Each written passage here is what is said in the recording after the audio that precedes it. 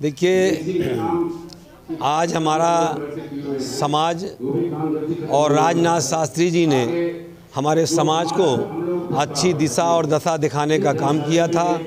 इसलिए आम सारे समाज एकजुट होकर उनका पुण्यतिथि मनाने का काम किया जा रहा है। हमारा समाज आज सोनकर समाज राजनाथ शास्त्री जी का जो कार्यक्रम किया जा रहा है, उनके अंदर भी एक बहुत बड़ी सद्भावना थी और उनका विचार अच्छा था और उनके विचार को लेकर हमारा सोनकर समाज एकत्रित हुआ। और मैं अपने सोनकर समाज से यही कहना चाहूँगा साथियों कि जिस तरीके से आज ये राजनाथ शास्त्री जी का पुण्यतिथि मनाया जा रहा है, इसीलिए क्योंकि सोनकर समाज को उन्होंने अच्छी दिशा और दशा दिखाने का काम किया था।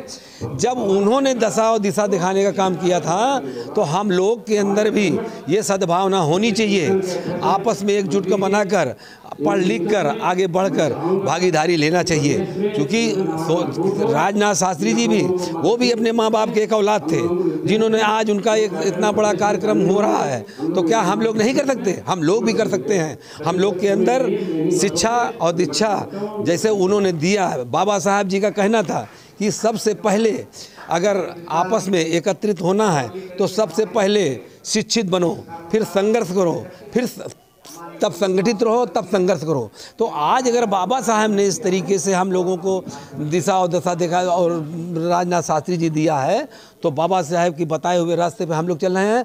और एक बात और बता दूं साथियों, आज जो हमारे बीच में तमाम तरीके के लोग चुनाव लड़ने के लिए तैयार होते हैं, चाहे वो मेयर का चुनाव हो, चाहे वो विधायक का चुनाव हो, चाहे वो संसद का चुनाव, चाहे नगर निगम का चुनाव हो। साथियों, जब तक हमारा समाज और हमारे समाज को लेकर अगर लोग एकत्रित नहीं होंगे, मैं ये वादा करता हूँ, क्योंकि समाज हमारा इतना बड़ा है, हमारा समाज को अगर जब हमारा समाज जहाँ एकत्रित होगा, मैं दावे के साथ कहता हूँ कि केवल हमारा समाज उनका साथ दे दे तो वो पार्लियामेंट में बैठ सकते हैं, विधानसभा में बैठ सकते हैं और नगर निगम में बैठ सकते हैं। बिना आपके समाज को लिए किसी की भी सरकार पूर्ण बहुमत की नहीं बनने वाली। सच है ये। अक्सर लोग वो लॉलीपॉप देते हैं, उसके बाद ना आपके समाज के लोग विधायक बन पाते हैं, ना सांसद, ना ही कोई मंत्री। ऐसे में क्या नसीहत देंगे जो सरकार, जो अन्य राजनीतिक दल है? राजनीतिक दल को चाहिए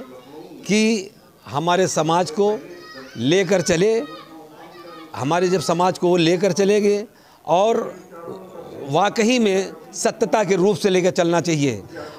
यहाँ तक मैं बिना आपके समाज के सरकार इस बार पूर्ण बहुमत बनने वाली है कि नहीं? नहीं, अगर वो हमारे समाज को अगर नहीं लेकर चलेगी तो मैं वादे के साथ कहता हूँ कि वो सरकार नहीं बन पाएगी, किसी की भी नहीं।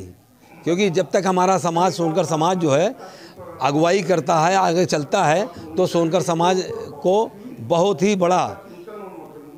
बड़ा सोनकर समाज, हम लोग जिसके पीछे पड़ जाते हैं उसके पीछे उसकी सरकार भी बन जाती है। अगर वो हम लोगों को तवज्जो नहीं देगा तो मैं वादे के साथ कहता हूँ कि उसकी सरकार नहीं बनेगी। परिचय, मैं निरंजन लाल सोनकर, सोनकर समाज प्रवक्ता और सर्वोदय व्यापार मंडल का पूर्व अध्यक्ष।